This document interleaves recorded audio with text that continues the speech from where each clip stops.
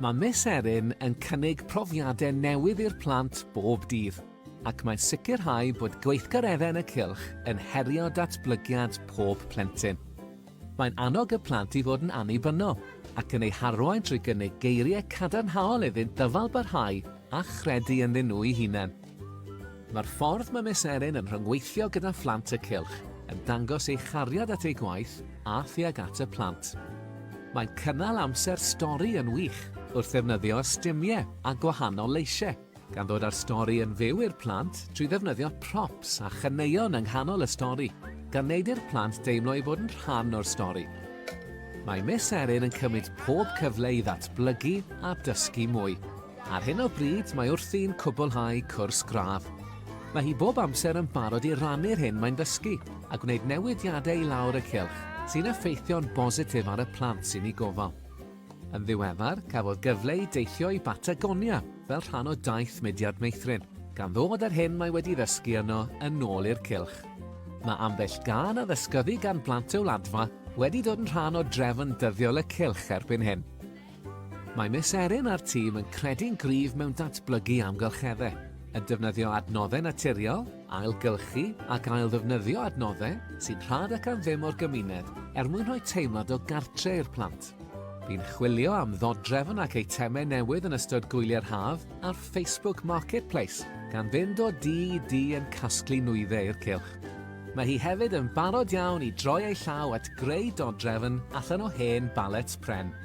Mae wedi cyfrannu gymaint tuag at amgylchedd y cylch lles y plant.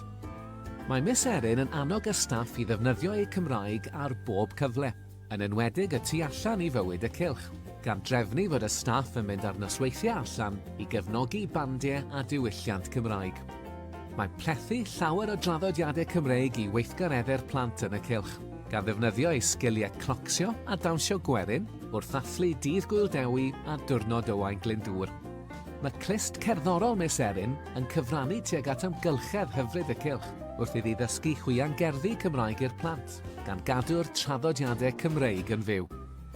Mae'n mynd tu hwnt i ofynion y swydd, wrth roi cefnogaeth ychwanegol i rieni sy'n dysgu Cymraeg, gan roi arweiniad iddynt ar y camau nesaf ar eu taith iaith, a roi cymorth iddynt i fagu hyder yn y Gymraeg wrth ddysgu'r iaith ar y cyd gyda'i plant. Waith glaw neu hindda, mae pob gweithgaredd sy'n nwylo Miss Erin yn mynd yn ei flaen. Mae'n mwynhau ymuno yn yr hwyl, ac mae'r plant wrth ei bodden i gweld hithen ymuno yn yr hwyl. Mae'r cariad sydd gan Miss Erin at ei swydd yn amlwg, gan ei bod yn disgleirio pan mae'n sôn am y plant yn ei gofal, ac mae'n croesawu bob plentyn yn y bore gyda gwen sy'n llenwi'r ystafell. Mae hi'n ffrind i bawb, ac mae pawb wrth ei bodd gyda hi. Llongyfarchiadau i Erin Williams o gylch Meithrin Bro Alun.